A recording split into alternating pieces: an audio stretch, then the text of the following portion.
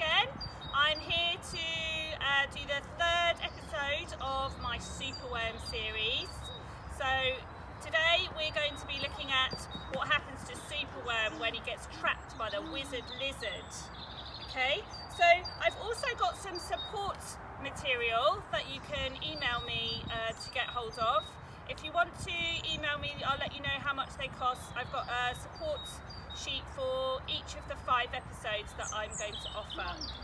Anyway, so Superworm. This story is based on an average woodland or garden, and it's about the amazing skills of an earthworm and how he helps those in the garden around him. So when he's captured by the wizard lizard to find treasure in the ground, his friends, they hatch a plan to help him save him.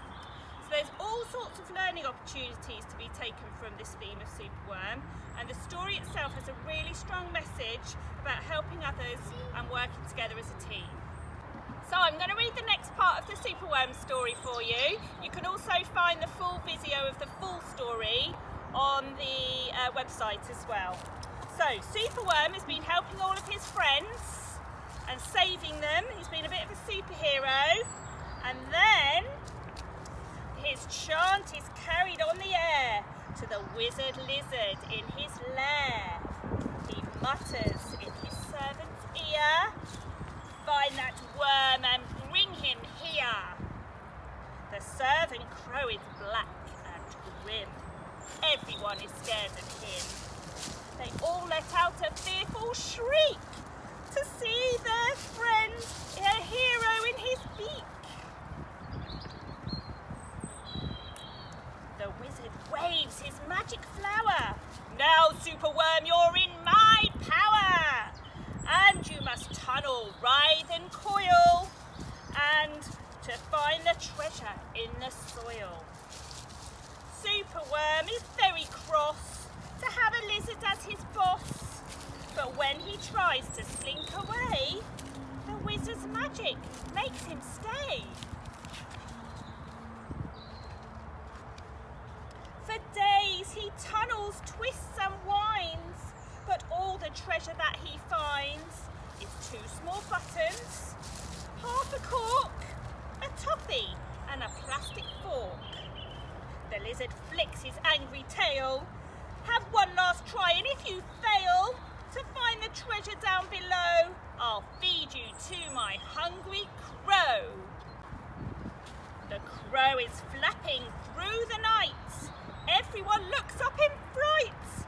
They see him perch upon the oak, and they listen to his dreadful croak. "Superworm is good to eat. Superworm's a special treat.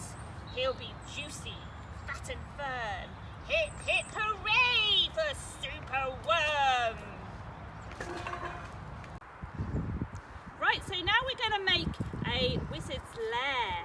So another name for a lair is maybe a cave or a hideout or a den. And you can make a den outside in your garden, maybe outside in the woods if you're going for a walk, or even one inside. In fact, my boys made a den last night and they slept in it all night long.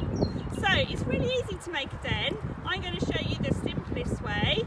You need 2 posts. So that could be 2 trees in your garden. It could be 2 chairs at one end of the room to the other, or a little bit closer. And you need some string or some rope to put a ridge across the top. So if you put a ridge across the top, then you can put something over the top of it and make a triangle. So we've got some tarpaulin here, but you could use a towel, or if you've got any sheets or blankets, then that would be really good. And also another thing that would be quite useful, which we don't have here outside at the moment, is some clothes pegs as well. So Natasha and I are going to put on the tarpaulin. We've already put our roof up. We're going to unfold it at the end as well. And what we're going to do is, with no help from Disney, is we're going to use something to hold it down with. So something heavy like a stone or a piece of wood. Okay, so you might want to move the camera, Felix.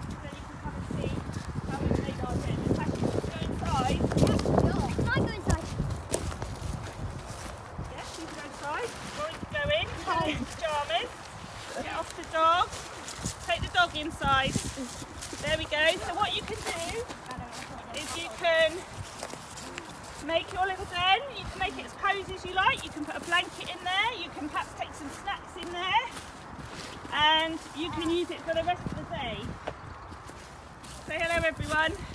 Hi. Hi. Alright. And there's going to be another post at some point where I'm going to show you how to make some proper dens with some proper knots as well. Something for the older ones.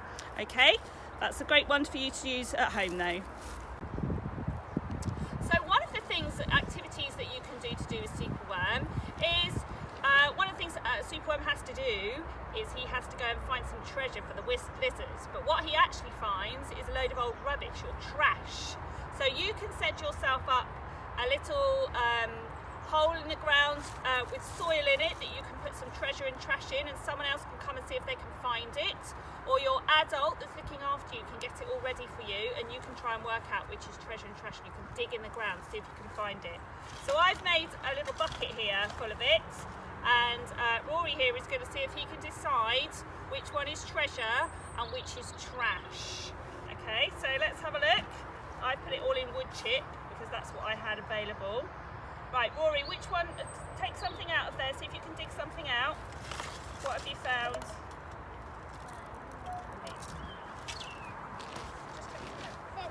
Okay, a feather. So do you think this is treasure or trash, Rory? I think treasure because it's quite natural and you can find it. Yeah, you can find it and it will naturally rot away. So let's put that in our treasure bowl there. Yes. Oh no, let's use the gold one for treasure then.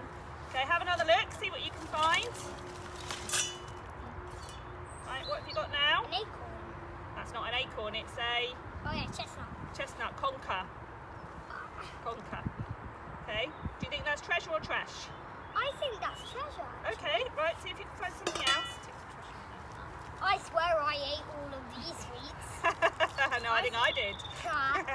Right, so that's a sweet wrapper. Trash or treasure? Obviously trash, because you cannot see a bird or someone eating trash. No, that's right. Okay, let's have another look. So we've got flower pots made of plastic. Treasure or trash, Rory? I think trash. Trash? Okay, anything else? Yeah. Some string. Some string. Oh, that's a difficult one. Because this Maybe. string is natural string. Because you can create it from cotton, which is a You plant. can. You can kind of decide on which one you might choose for that I one think to be. treasure because Right. they are quite Look what I found. bone. A bone. Treasure I or think trash? this is a chicken bone. It is a chicken bone, yes. I Treasure or think trash? treasure. Treasure, because it will... Right, do you get the idea? I hope you do.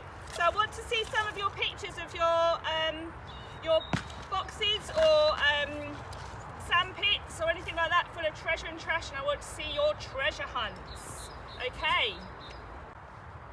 So another great sensory activity to do with wiggly worms, you could do this inside or outside, is you could get some spaghetti if you could get hold of any, or some noodles, and a good way to make the spaghetti is to add a little bit of oil once they're cooked, so they're nice and easy to separate. So there's a couple of things you could do. You could put some things in the spaghetti to, you could do it, Felix, if you want. It's great for motor skills and coordination. You can find some kitchen tongs or some barbecue tongs and see if you can pick out either some little pieces that you've already put in there. So we've put some little, so you can put them in here. We've put some small bits of pasta in as well, or you can try and pick up some individual wiggly worm pasta. Can you do it? Some of the wiggly stuff. Individual. Some of the wiggly stuff. Swirly whirly. Yeah, that one. Oh, that's not a very big piece. If you can get another big piece like that. The other thing you could do is you could practice with scissors as well. So if you've got some scissors for little ones, they can have a go at snipping. It's a really good way of getting those muscles working. So that's a really good thing to do. You can do that, like I say, at home inside, or you can do it outside. And you can do coloured pasta, you can do all sorts of things. And then in a minute I'm just going to show you what you can do with this pasta when you finish with it. So we can do some painting. Right, so when you finish playing with your spaghetti, or you can also find some string for this, it's a great thing to use spaghetti or string to make some fantastic worm art like this. And you can actually make your own paints at home or from things in the garden. So I'm just going to show you a couple of easy things to make paints with, and in another post I'll show you how to make some other paints and also some paintbrushes and things like that. So this is wiggly worm art, and what we're going to do is we've got some paprika, so different spices from home, and we've also got some turmeric, so you can see they're really brightly coloured, and we've put some in the bowl. And what you need to do is you need to find something to stir it with. So if you're outside, you find a little stick or a little spoon at home. You need to add a little bit of washing up liquid because that helps it to stick together. A bit more. And then you need to add a tiny bit of water. We've got our water from the pond today. Tiny bit of water. Right, tip it up so people can see, and now you're going to stir it together to make a lovely bright yellow paint. Hold it up so people can see. Okay. Brilliant. Now make the one with the paprika as well. Drop that one down. I'm just going to put a bit more. Yeah, add some more washing up liquid. Put a bit more in. Hang on. Yeah, a couple of bits of washing up liquid helps it all stick together. A bit of water.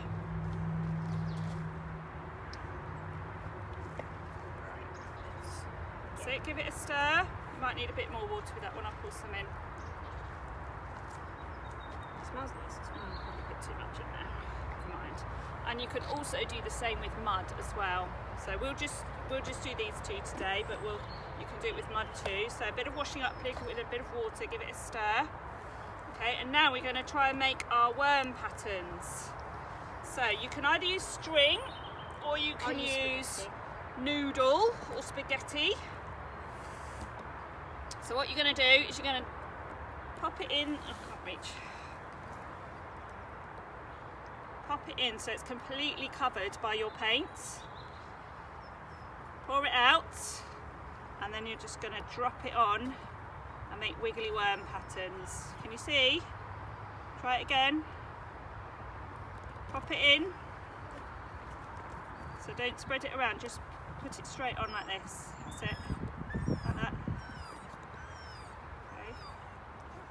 Oh, so I don't you don't wiggle it. You don't wiggle it. You just pop it on, so it makes so it falls on like a wiggly worm thing.